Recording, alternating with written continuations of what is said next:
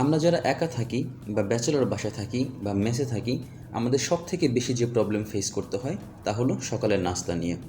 সবসময় বাইরে নাস্তা করার সময় এবং সুযোগ হয়ে ওঠে না, সাথে এক্সট্রা খরচ এবং আনহেলদি ফুড ইস্যু তো রয়েছেই। আজকে আমি আপনাদেরকে দেখাবো কিভাবে খুব সহজে 5 মিনিটেরও কম সময়ে আপনি বাসায় তৈরি করতে পারেন হেলদি মজাদার ডিম পরোটা। আপনি যদি আমার চ্যানেলে নতুন হয়ে থাকুন তাহলে please subscribe my channel and press the bell icon. আর আপনি যদি অলরেডি সাবস্ক্রাইব করে থাকেন, থ্যাংক ইউ সো মাচ।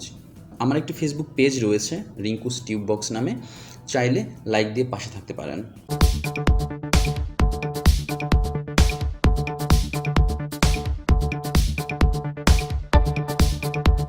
শুরুতেই বলে নেই আপনার কি কি লাগবে।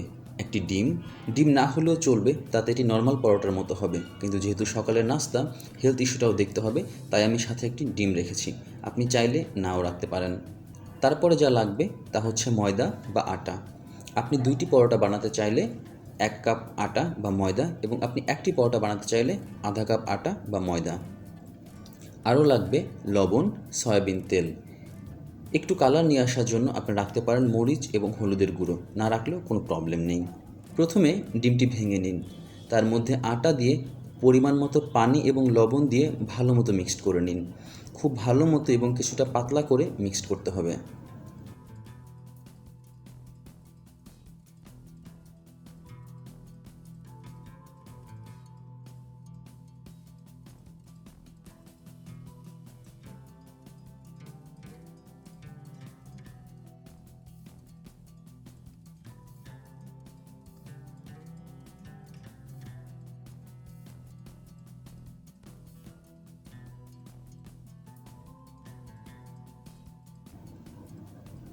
আমি একটু হলুদের গুঁড়ো এবং একটি মরিচের গুঁড়ো নিয়ে নিলাম।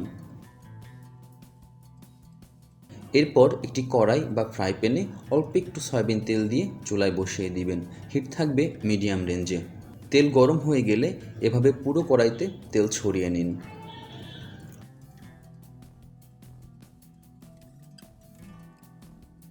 এবার গোলানো ময়দা কড়াইতে দিয়ে দিন, এবং কড়াইতে দেওয়ার পরে এভাবে করে সারা কড়াই ছড়িয়ে গোলাকার শেপ দিয়ে নিন।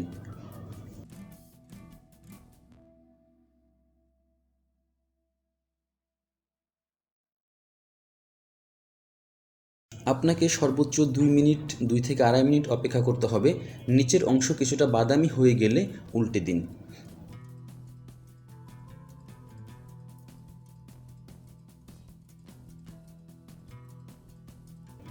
এটি এখন দেখতে একটু শক্ত মনে হচ্ছে, আসলে এমনটা না, খেতে গেলে অনেক সফট লাগবে।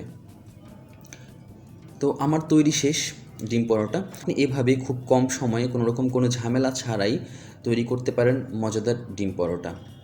আজকের মতো এ পর্যন্তই। আবার চলে আসবো অন্য কোনো ভিডিও নিয়ে। Till then, stay happy, stay safe, tata, bye by.